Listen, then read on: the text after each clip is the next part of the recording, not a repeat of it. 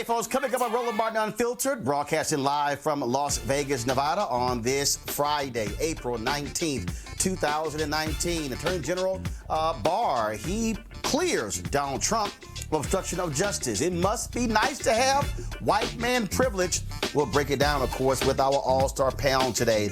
In the state of North Carolina, ground zero for voter suppression, members of Congress hold a hearing about the issue of voter suppression, and Reverend Dr. William Barber was one of the folks who testified today. We have some of his testimony. Also on today's show, a new poll talks about the power of black women, but they are very concerned about the future of America.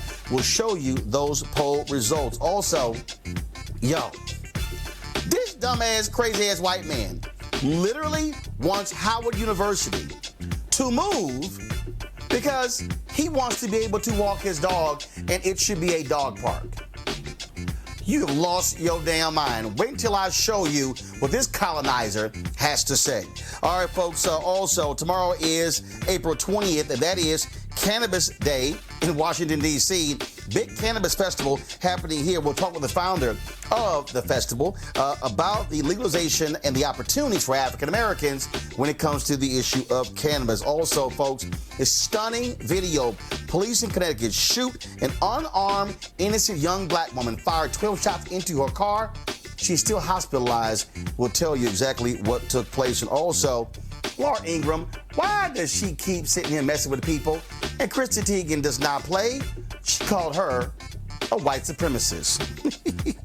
Y'all, we got all that for you. It's a jam-packed show. I can't wait to bring the funk on Roland Martin Unfiltered. Let's go.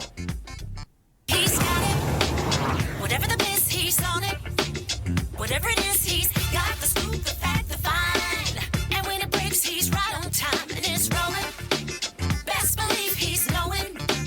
Putting it down from sports to news to politics. With entertainment just for kicks, he's rolling.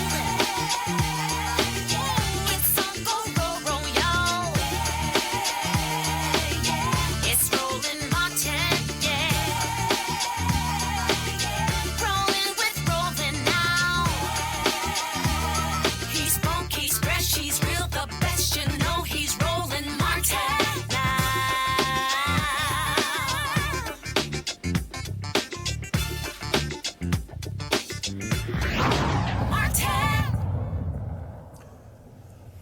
All right, folks, we have seen the Mueller report that basically lays out obstruction of justice by Donald Trump. But his Attorney General, William Barr, says, no, there was no obstruction of justice. I made the decision. I didn't see any. Roll the tape. There is substantial evidence to show that the president was frustrated and angered by his sincere belief that the investigation was undermining his presidency, propelled by his political opponents, and fueled by illegal leaks. Really? The white man was frustrated. Eli Honig, a former federal prosecutor, says that's BS. Was any person other than the President of the United States, I can say as a former prosecutor, this will be a knockdown case for obstruction of justice. I've charged and convicted people on obstruction of justice based on a fraction of this evidence. Absolutely amazing. Now, activist Samuel Singyangwe wrote this tweet. Y'all love this one here. Pull the tweet up. AG Barr literally wrote a report called The Case for More Incarceration, where he said putting more black men in prison would, quote, benefit society. Now he's saying a white man can't be charged with felony obstruction of justice because his feelings were hurt. Well, let's get into our feelings with our panel. Teresa Lundy, she is the founder of TML Communications. Malik Boyd is a CEO of Deshuri Products. And Davon Love is Director of Public Policy, Leaders of a Beautiful Struggle there in Baltimore. Malik, I got to start with you. Really? His feelings were hurt? So sad. So that was one of the lamest excuses I've ever heard, but it's clearly evident to us that the system, and if there's anybody that denies this, this is a classic example of a system that has benefited white privilege and still continues to this day. If a black man, if President Obama would have ever said something like that, the country would have fallen apart. And so the question for African Americans is, how long do we continue to let this kind of stuff go? When do we become connected with an agenda that ensures that we can address some of this stuff with the individuals that we put in office? Well, and Teresa, what really gets me again is his hurt feelings, but I also find it still unbelievable with this whole notion that they are operating by a Department of Justice memo that the President of the United States cannot be indicted. I'm sorry. A federal judge hasn't ruled on that. The Supreme Court hasn't ruled on that. And I thought no one is above the law in the United States. Even if you commit a felony as a president, you should be able to be indicted if you did something or I did something. In fact, it's so crazy that we're actually saying that anybody in the federal government, all the way up to the vice president, can be indicted, but the one person who can't, that's nonsense.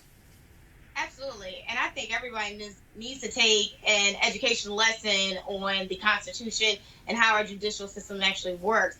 Because when you're a natural born citizen here in the United States of America, one of those freedoms, yes, is freedom of speech. But the other one is if you are committing a crime, you are punished to the fullest extent of the law.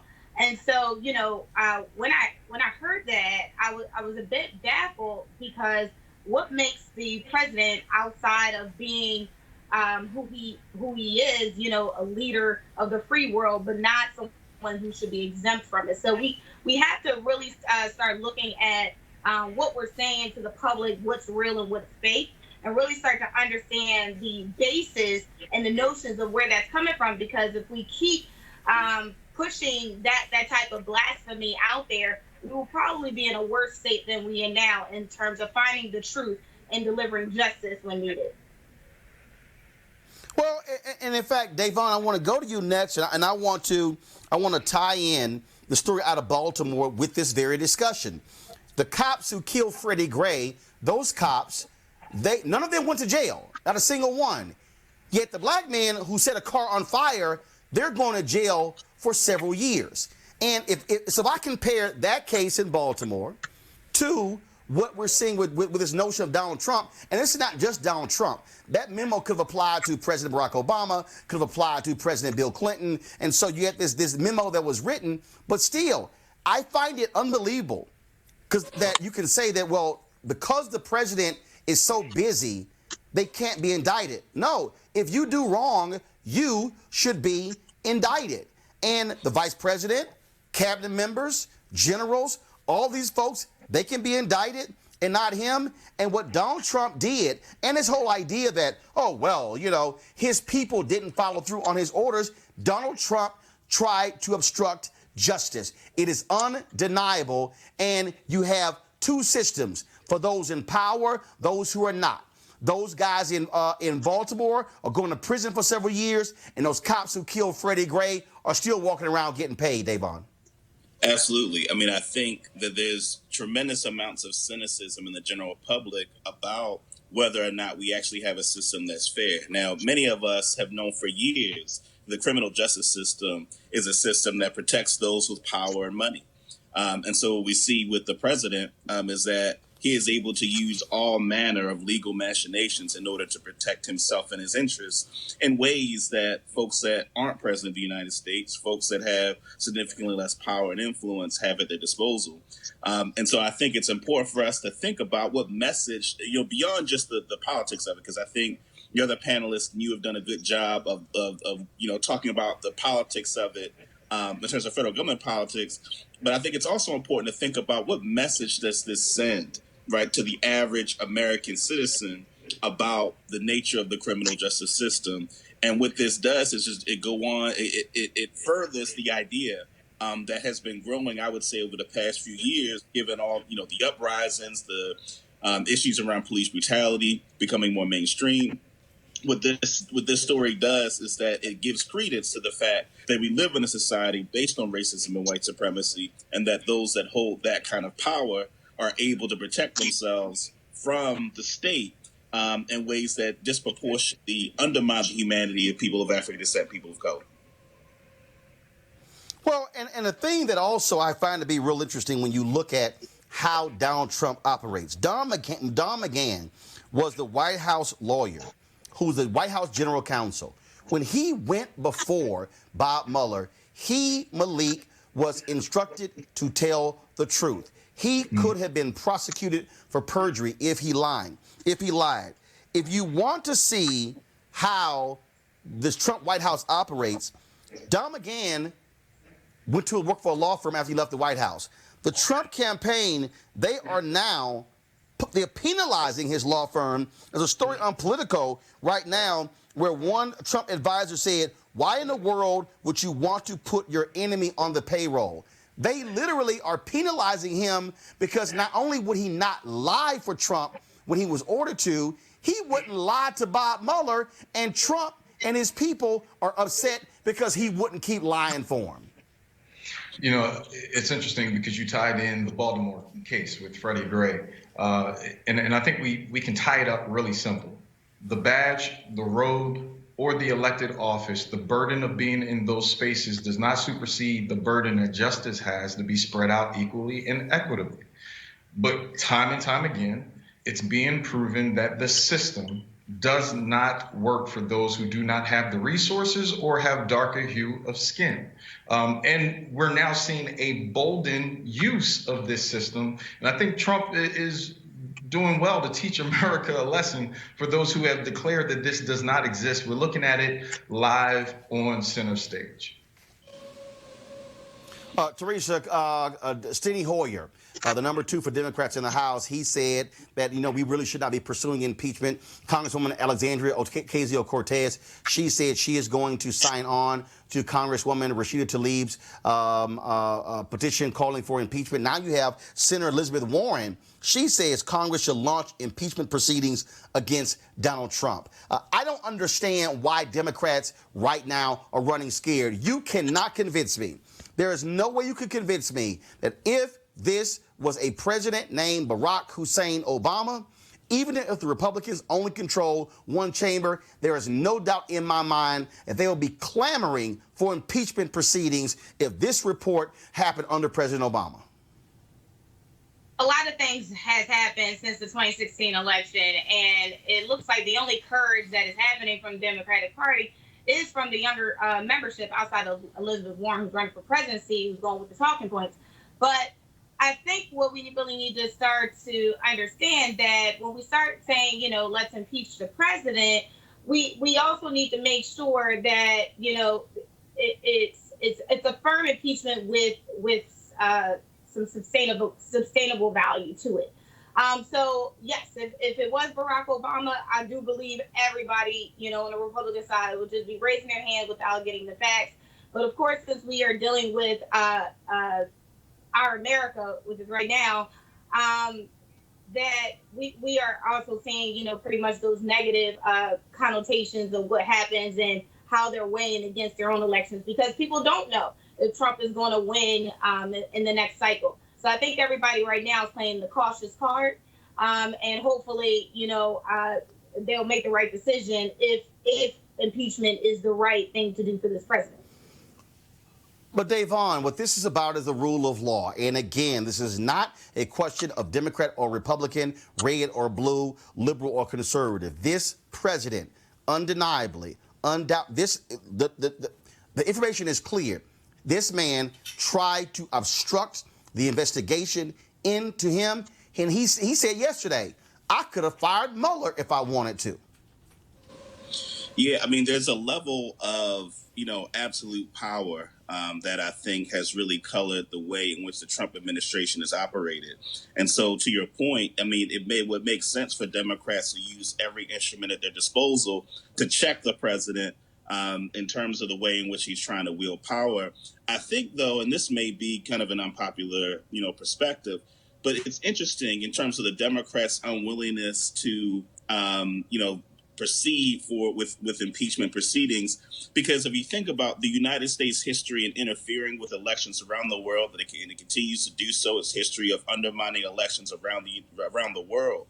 And I imagine that there's some things that have to be reconciled if the Democrats and if the Congress in general is going to, proceed against the president in terms of impeachment, particularly relating to foreign involvement, of Russian involvement in our elections. It really calls into question, what is the real nature of the value of democracy, not just when it benefits us, but the value of democracy as a principle. And so I do think on principle, I think the Democrats have a responsibility to proceed with impeachment proceedings. But I think a much larger question, which is, as in the United States, as Americans, there needs to be a standard set that the United States does not do what it's alleging of what Russia has done to the United States elections in 2016. We have to make sure that we're just as strong as making sure that the U.S., through its intelligence agencies, aren't carrying out those same kinds of activities around the world. And Malik, I want to go to that point before I go to my next story. Here you now have Senator Scott of Florida now wanting information from the Department of Justice about Russia tampering with the election there in Florida. According to the Mueller report, they accessed data in Illinois and Florida. They laid out clear, undeniable evidence of Russia trying to help Donald Trump and help Bernie Sanders because they hated Hillary Clinton. You had Putin sending his oligarchs to America to establish ties with Donald Trump and his administration so they could lift those sanctions. And Donald Trump did exactly what Putin wanted by not following through with those sanctions. What you have here is an administration with deep ties to Russia. He's doing the bidding of Putin. And Republicans, why in the world are they not demanding that this administration do more to protect our election? There is no doubt Russia will try to do in 2020 exactly what they did in 2016. Well, Roland, I think my fellow panelists brought this out, and we just got to call a spade a spade. America has been involved in other countries' elections for years, hundreds of years, and we continue to do that same thing. And so, the Republicans aren't going to say anything. And to your point, it's not a Republican or a Democrat thing. It's government and what we have consistently done, not only on our own soil, but across the waters. I mean, yes, 1,600 in national elections look a little bit crazy, but try a local election in Philadelphia or Chicago and see what kind of tactics are used on a daily basis. So either we're going to drain the swamp and everyone in it that's been involved and create a new system, or things are just going to continue to do what they do right now. We create smoke screens, fake like we're angry, and wait for the next election cycle. All right, folks, let's talk about, again, when you talk about democracy and how important this is, let's go to North Carolina, where Congresswoman Marcia Fudge of Ohio held a hearing there dealing with Section 5 of the Voting Rights Act. We have detailed on this show for years what North Carolina Republicans there have been doing. They have been desperate to actually suppress the black vote. In 2008, massive turnout led to Barack Obama winning North Carolina by 14,100 votes. They had a dramatic increase in voter turnout as a result of the reforms put in place. Republicans said, oh, hell to the no. What did they do? got rid of allowing 17-year-olds to be able to register to vote in time to vote in the next election. They got rid of citizenship training. They actually cut early voting, slashed it because they were targeting when black folks voted. And so the hearing was to talk about what Republicans have done there and why it's important to have oversight from the Department of Justice as a result of fixing the Shelby v. Holder decision that was brought down by the Supreme Court in 2012 that greatly has led to massive voter suppression led by Republicans. Here is Reverend Dr. William Barber, Repairers of the Breach, National Board Member of the NAACP, a preacher there in North Carolina, testifying about the impact of Republican-led voter suppression. Reverend Barber. Thank you, Madam Chair. First, I think we should fully restore and expand the Voting Rights Act, looking at the dynamics today. 40% of the population in the South is now people of color, and we should fully expand it. I think that we have to be very careful when I hear people wanting to make this about partisanism and keeping it where it is about race. Ultimately, voter suppression is racist voter suppression. That has always been, and that's what we continue to see. The court said here in North Carolina it was with surgical precision regarding race. I think we also, and I'd like to submit some additional things, but also issues like automatic voter registration at 18. If you can be registered for war at 18 automatically, you should be registered to vote automatically at 18 to expand the vote. We should be looking at ways we can expand and more institutionalize early voting. All of those things that allow more participation. I'm haunted by that question the federal judge asked. Why is it that people don't want people to vote? And I would hope you would pull that from that federal, he asked it in court, it's in the record. Lastly, and I don't know how we deal with this, but beyond just restricting the right to vote, what we have had in North Carolina and in other places is an unconstitutionally constituted legislature then blocking the people of North Carolina from benefits like Medicaid expansion, like living wages. And then an unconstitutionally constituted legislature, once they lose in the federal court and lose in the state court, turn around and put things in the Constitution. And somewhere that is very troubling, that you can be elected by procedures that the courts say is unconstitutional, but use your unconstitutional ill-gotten power to then implement policies that affect people from their voting rights to their wages, to how we address poverty, to women's rights, to immigrants' rights. That is, if it's not wrong legally, it's certainly wrong morally, and I believe it is a fundamental undermining of democracy for those who have been unconstitutionally elected to then have the power to affect the lives of the people in every aspect and form of their daily lives. Davon, we know for a fact that Republicans believe in voter suppression. We know what has happened in North Carolina, what has happened in Mississippi, what has happened in Alabama, what has happened in Florida, what has happened in Texas, what is happening in Tennessee, where they're trying to criminalize folks who are registering those to vote. We know exactly what happened in 2016 with voter suppression in Wisconsin, where even the voter ID bill that was approved there by federal judges, they were foot dragging, where a federal judge had to call in Governor Scott Walker to the court and say, why is your office dragging their feet on issuing voter IDs? Donald Trump won Wisconsin because of voter suppression there as well. And I dare say, Davon, in 2020, Republicans are going to do their best to suppress the vote again because they did not like that black turnout for Obama in 2008 and 2012. Yeah, I mean, I think important context that I'm sure many of your viewers are familiar with. You know, after the Civil Rights Act of 1964, Dr. Martin Luther King started working on the Voting Rights Act of 1965. And, you know, what isn't publicized enough is that a part of the rationale for pursuing the Voting Rights Act of 1965 was because it was important to Dr. King that if we were serious about dealing with discrimination beyond just protesting, that there are, you know, a tremendous amount of counties and municipalities in the South that were majority black in population, but didn't have the political power to govern those municipalities. And so, you know, the gutting of the Voting Rights Act was a gutting of Black political power, right? Because the Voting Rights Act is an instrument of Black political power. And of course, we all know that Democrats are heavily reliant on the Black vote. And so Republicans understand from their political vantage point that undermining Black political power is something that is to their advantage. And so all the things you just mentioned in terms of the lengths that the Republicans in North Carolina and around the country have gone to engage in voter suppression is something that, as Black people, it's really important that we understand that curtailing our Black political power, right, curtailing our access to the ballot box, is curtailing one particular important mechanism among many that's going to be important for empowering our communities and using the power that we do have to have leverage over the Democratic Party in order to get the interests that we need as a community. And so we need to have the vote available to us. And so it's important for us to continue to speak out against voter suppression because, again, it's a direct attack against the development of Black political power. And look, Malik, the reality is Republicans can continue to run around and try to say, oh, we're not doing this. This is all about voter fraud or election fraud.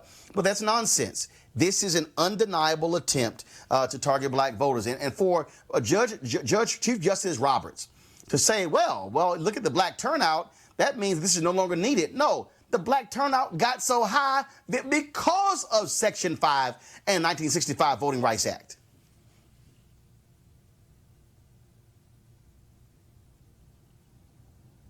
Relationships with Black people, period. You're not going to find Republican efforts, especially in urban cities like Philadelphia, where they're sending any kind of real resources to the community to have real relationships. So the only way to block those ward leaders and committee people who galvanize votes in midterms, in primaries and generals, is to make sure that there are laws that impede that voting bloc to get to the table. Look, North Carolina still has a law on the books that's not enforceable, I believe, but it's around a literacy test. And so, I mean, they're very deliberate about what they're going to do. They're going to continue to do it until we stop it. But here's the other piece. African Americans have to get serious about voting. We can't have 17% turnout in major municipal elections like in Philadelphia and declare victories. We have to ensure that we're turning our people out and that they understand that the vote is an expression of our freedom of speech and it is an economic choice every time we choose to vote or not. And look, Teresa, it's very simple. I keep telling people, don't think for a second that Donald Trump and his imps are not going to go after Black voters with voter suppression and young voters. And so all y'all white folks out there, you young voters, they targeting you as well, older voters as well. Republicans need to keep turnout low in order to ensure their victory because they want to turn out as many as white folks as possible. Absolutely, and it's real evident here in Pennsylvania. So there's 67 counties here in Pennsylvania, and the Republicans obviously are cheerfully with the results that happened in 2016. But because now we are a purple state, those efforts had started earlier than what was actually seen before. So what do I mean by that? So that means there are local grassroots organizations that have just sprouted up out of the blue that don't say necessarily Republican, but says conservative values. And those are touch points that are hitting into our universities, our 11th and 12th grade high school students. And then we have some candidates that have been running statewide that have been reaching out to some of the African-American majority and seeing if they can help them with the local elections. So, yes, they are pulling out all the stops to make sure that they secure their base for 2020. I think I looked at a report earlier about Donald Trump and his fundraising efforts. It looks like he was a little bit low. And Republicans are trying to figure out what to do because if the Democrats, obviously if we have the popular vote and then, we amount that with some urgency with some other votes, then, it's not going to look good for his reelection. But I think, again, we just need to be mindful and use our voices to the fullest extent, utilizing the organizations and our resources to better suit what's about to happen in the future. And let's talk about this election. Of course, there's a new poll out that breaks down how black women feel. It was conducted by SDK Knickerbocker. The poll was conducted for 3 groups focusing on women's reproductive rights. Now, this is what they found from black women. The chart on feelings about the direction of the country. The reddish colors to the left stands for angry, disgusted, scared, sad, nervous. Those negative attitudes total 78%. One reason why, when asked if they agreed with the statement, if we go down the same path, I do not think the U.S. will be a safe place for black women, 85% agreed. But black women are doing something about that. 91% of the black voters polled agree with the statement. I voted in the most recent election because I felt like the stakes were too high not to. Is there any group who votes at a higher rate? I don't think so. Black women want to be seen for what they are. Here's the deal. 93% agreed elected officials need to understand that there are differences in the black community and not everyone thinks the same. Different from white women. Quote, as a woman of color, I want my elected officials to understand how my experience and my needs differ from their white women constituents. 89% agreement. Okay, one more. Black women were both more engaged in voting than their Latina and Asian counterparts, but also more worried about the future.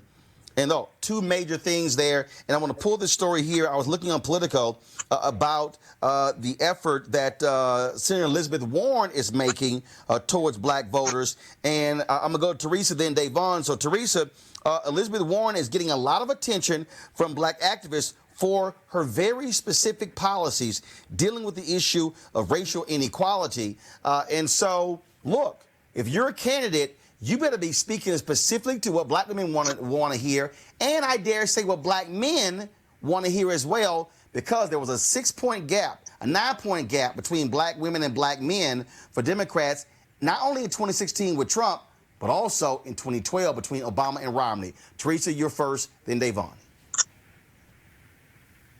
Yeah, so black women are obviously making their plea once again to those who are running to get our vote.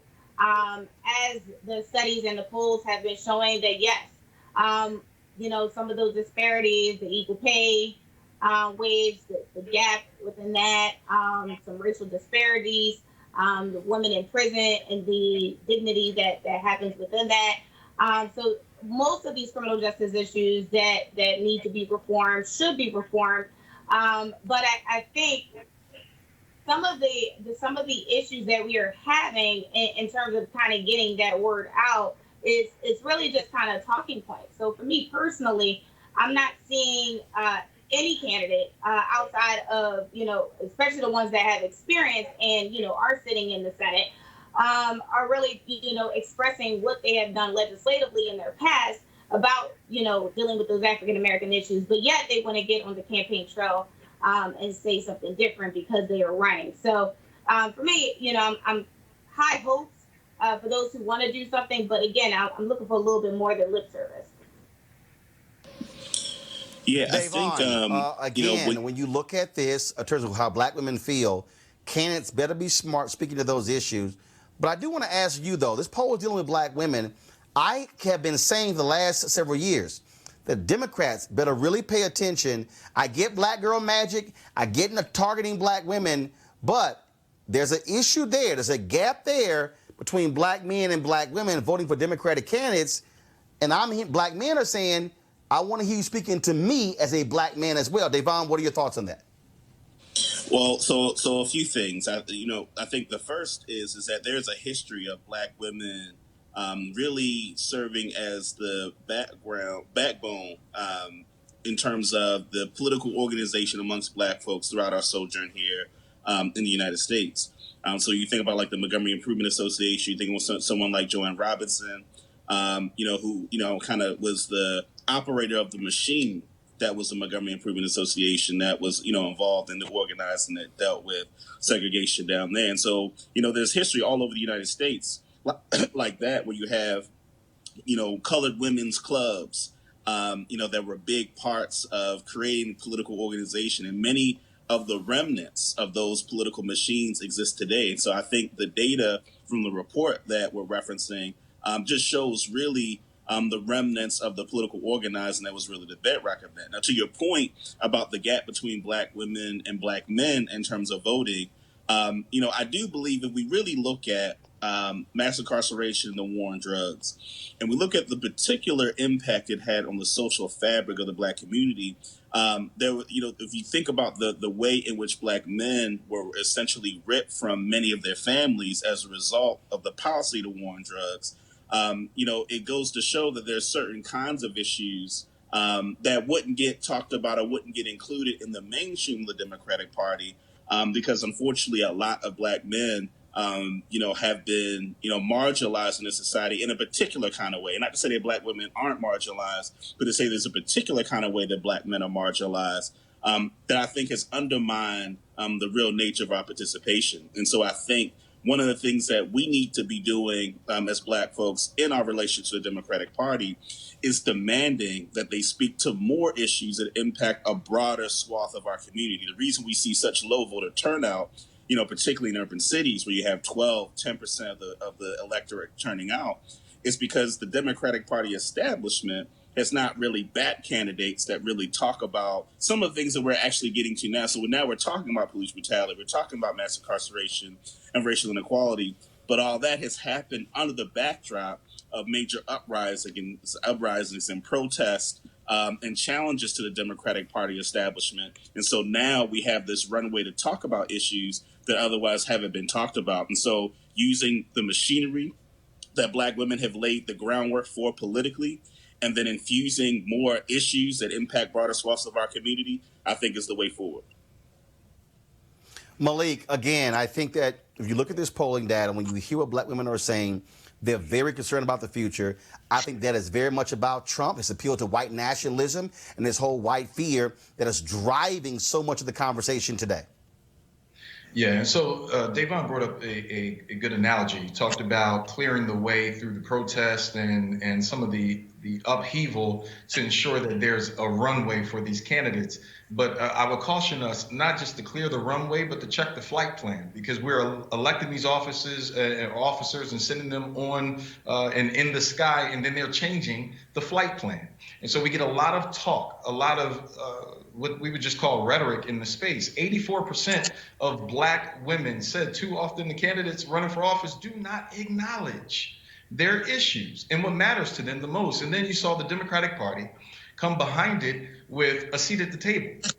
Well, that's great. It sounds good, but it left many wondering, where is that table? Is it outside of the boardroom? Is it in the kitchen? Is it in the lunchroom? But it's certainly not at a true seat of power. And so what we are seeing across not just the women of color, but women in general, they are deciding that they want and they are demanding a larger slice of the pie of power. And that is dangerous to grumpy old white men in power, and definitely to hard-headed Black men who won't support them and get out the way and ensure that our women get in office and take care of not just their agenda, but also the agenda of Black men. We've been overlooked for so long, and they are our champions. But what these women are saying now, it's not a conversation of may I. It's a get down or lay down. Either give us the power or we're going to take the power one way or the other. All right, folks, tomorrow in Washington, D.C. is National Cannabis Festival. And, of course, it deals with this whole issue that we're seeing exploding across the country, this multi-billion-dollar industry where cannabis has been made legal in a variety of states. Now, the legal production and sale of cannabis is fertile ground for entrepreneurs, but the key is getting in the door. Now, there's now Malik, of course, he is the founder of the National Cannabis Festival and Policy Summit. Carolyn Phillips joins us right now. And so Malik is actually, get that straight. Sorry, Carolyn Phillips is the founder of the National Cannabis Festival and Policy Summit. Malik actually has his own business as an entrepreneur. So, Carolyn, welcome to the show. Caroline. Thank you so much for having me. Thank you so much. Okay, guys, I can barely hear Caroline. Thank you so much for having me. Okay, I can still barely hear her. So I'm going to throw the first question out. Hopefully I can hear you better. So, Caroline, why did you want to start this? Was it because not enough African Americans were involved in this space? Why'd you want to do this? Well, it's definitely because of that and then more. I grew up in Washington, D.C., where the war on drugs really hit our lower income communities very hard. When I saw legalization come to DC, I saw a lot of extremely expensive events come to our city, and I did not see any brown or black faces in those audiences. And I wanted to change that. I wanted to create an event that was accessible and affordable and could give people access to information and education to arm them to be part of this industry. So tomorrow is the festival. So what is the festival? What is happening there? What's happening at the Policy Summit? So the Policy Summit was today at the museum. It was a free event that was open to the public. It was really a convening of unlikely allies. We had people from both sides of the aisle talking about progress on cannabis legalization and social justice issues. Tomorrow is National Cannabis Festival. It's the 4th annual festival. We, of course, have a concert. It's headlined by Ludacris, Action Bronson, Biz Markie, and DC's Backyard Band. And then we have a lot more than that. We have 4 education pavilions where people can really learn about hemp and CBD. They can learn about business, they can learn about wellness, they can learn about policy and topics impacting cannabis culture all over the world. We also have an exhibitor village where people can see a lot of the businesses that are really innovating as far as products and what they're offering consumers in the cannabis space. But most importantly to me is our Veterans Pavilion and our Advocacy Village.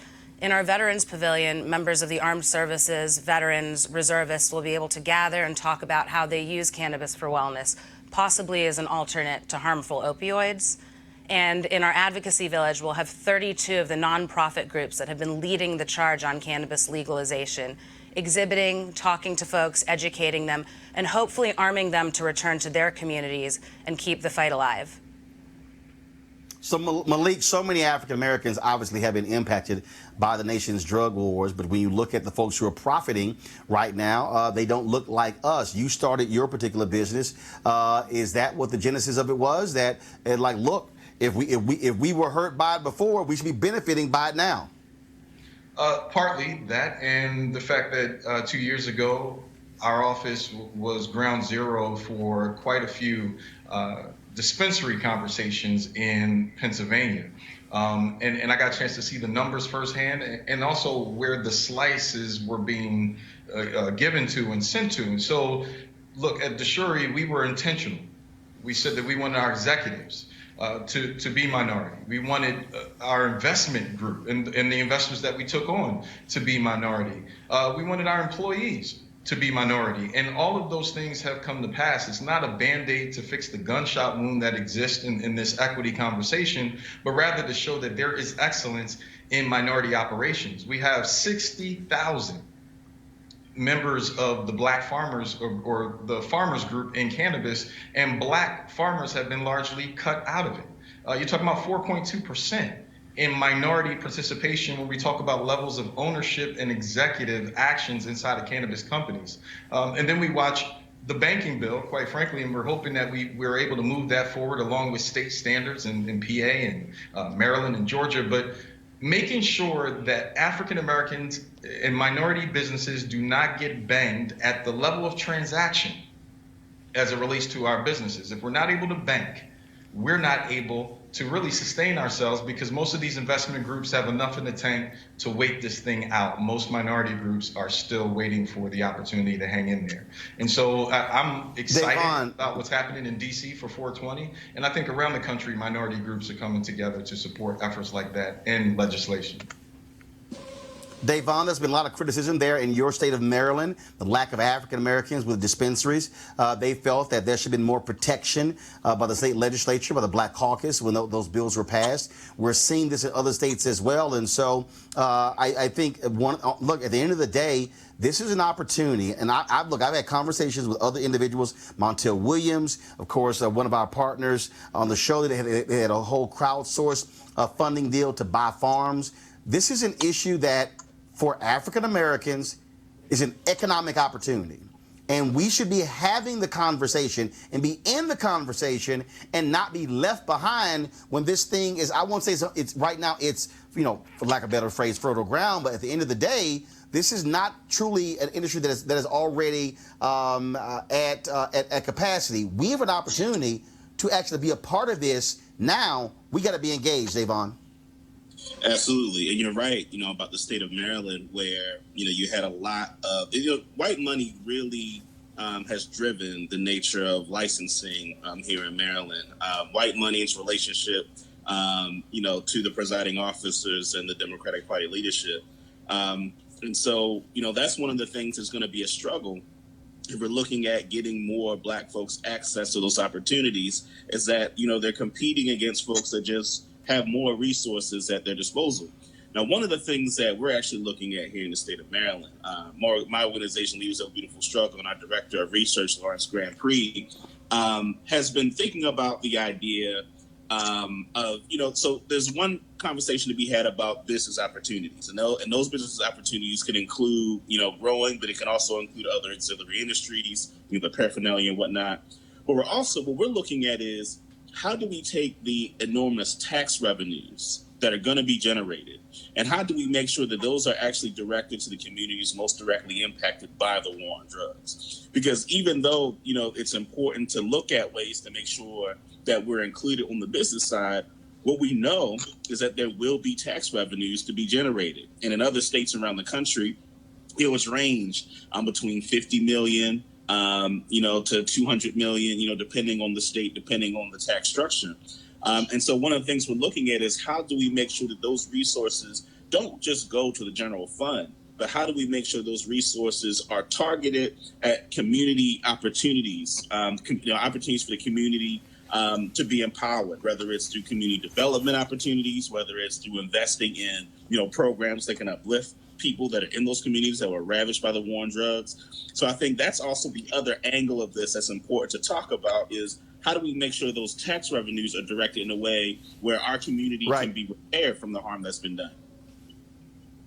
Teresa, I want to get your thoughts, and I'm going to finish up with Caroline. Teresa, go ahead. I think it's a great opportunity for economic development for African Americans. I think it's fine time that we have not only licenses, but the opportunity to be a part of a growing industry. So I applaud those efforts. I applaud the festival. I believe this is their second annual. But also the African American woman with the vision to do this, to know that it's more about networking and selling, but it's also about the policy that we can impact and change lives and communities every single day. Caroline, we know that the reason this is being held up in New York State is because the Black Caucus is also demanding what is going to be the impact for African Americans. This is where Black state legislators across the country can use their power to ensure African Americans are not left out of this process. Again, we were hurt greatly as a result of these drug policies, and then we should not be left out of the opportunity to participate on the business side of the growing cannabis industry. Caroline, your final comment, your thoughts on that question? Absolutely. We have states that are now using tax money from cannabis to pay bills, but we have people sitting in jail for paying their bills with money from cannabis. So that needs to be evened out. And I think before we rush for full federal legalization, we need to make sure there's a good foundation for equity. Because if you look at the dot-com boom and the whole Silicon Valley, you don't see people of color and you don't see women. And that's because we weren't at the table when those decisions were being made. All right, where can people go to get more information on the National Cannabis Festival? You can visit nationalcannabisfestival.com. Tickets are still on sale, and we'll be setting open the gates at high noon tomorrow. All right then, Caroline Phillips, we appreciate it. Thanks a lot. Thank you. All right, folks, let's talk about this disturbing video out of New Haven, Connecticut. Roll the tape, please. In this video, what you will see is Stephanie Washington and her boyfriend, Paul Witherspoon III, both African Americans. They were in the red car. They came to a stop. We see one cop jump out of his car. In just 4 seconds, he fires at least 3 shots that we can see. Washington was hit in the face. Witherspoon, the driver, who was a suspect in an armed robbery, was taken into custody, but he was released a short time later without charges. Now, Washington was rushed to the hospital and is expected to survive. Another officer was shooting from the front of the vehicle, but this video does not show that. Cops initially said the driver exited the vehicle as soon as the officer stopped him. Well, that seems contradicted by the video. No shock. The officers involved are Devin Eaton of the Hamden Police Department and Terrence Pollock of the Yale Police Department. They both are on administrative leave pending an investigation. There have been a number of protests demanding the officers be fired. and the body cam footage be released. And so we're going to be sure to keep you updated on that particular story. Now let's talk about this story we mentioned yesterday. White gentrifiers walking their dogs and picnicking on the campus of Howard University. Well, a local reporter on the Fox affiliate did an interview. And this white man, y'all, I can't even, just roll the tape.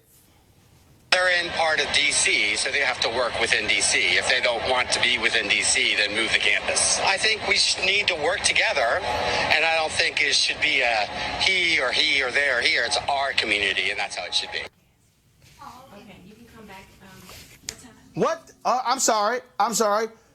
Teresa, what the hell? Howard University should move?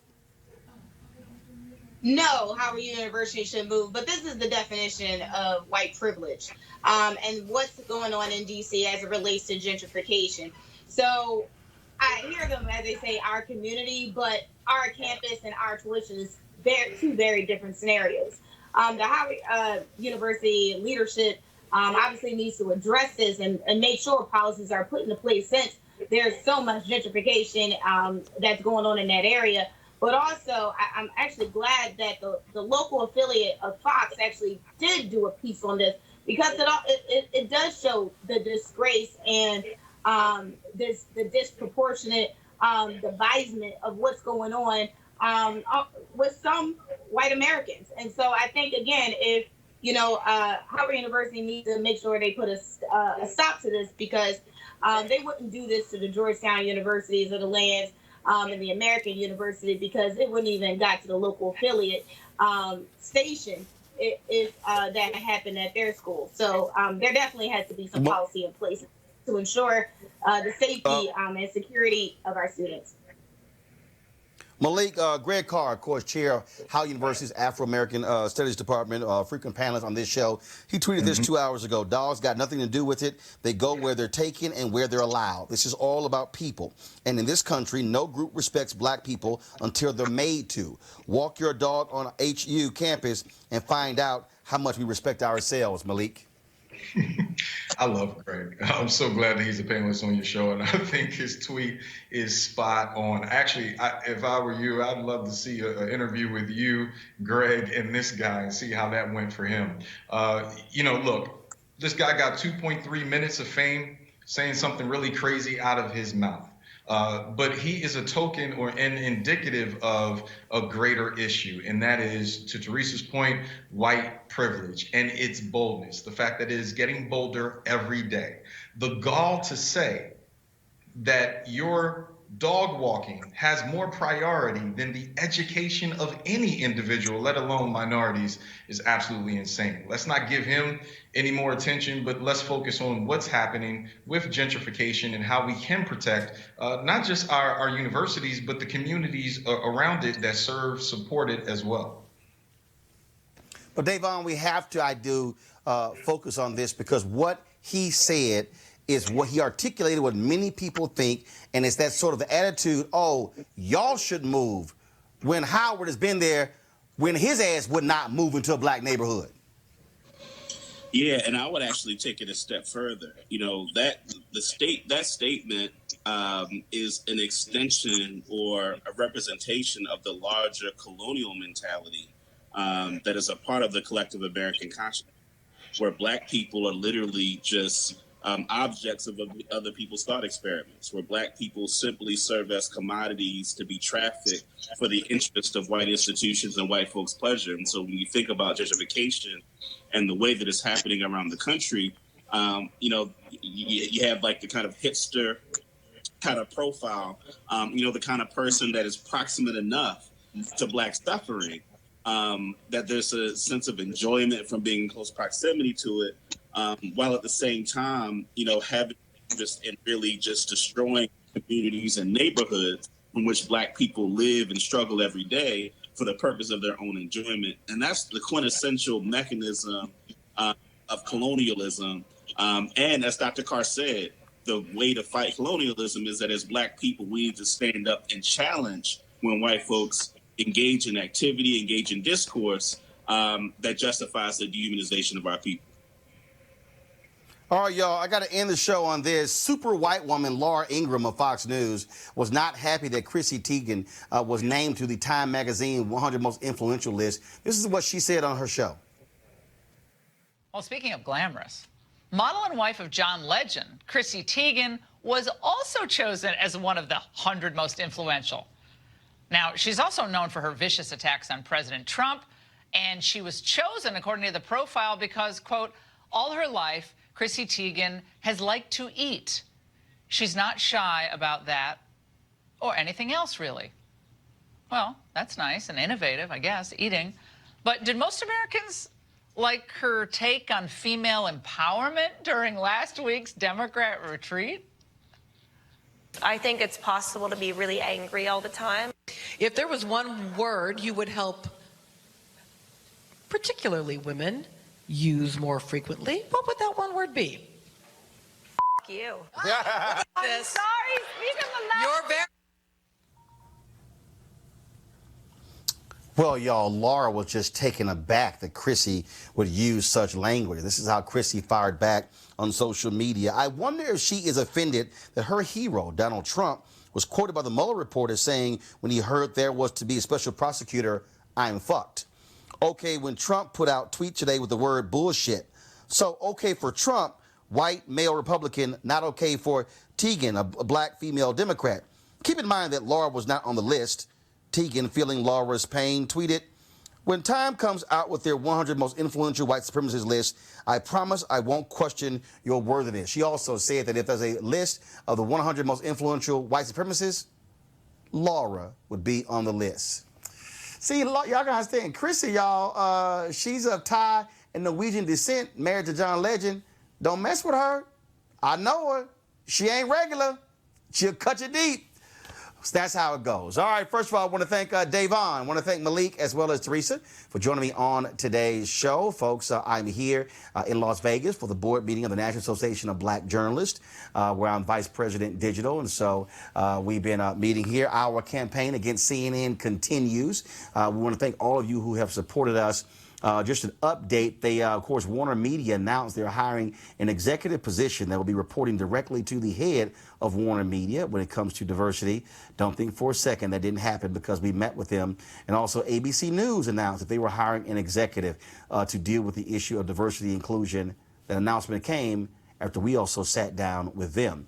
And so we're going to give you an update on how these companies are doing over the next several weeks. The pressure will stay on because we are all about representation of black people.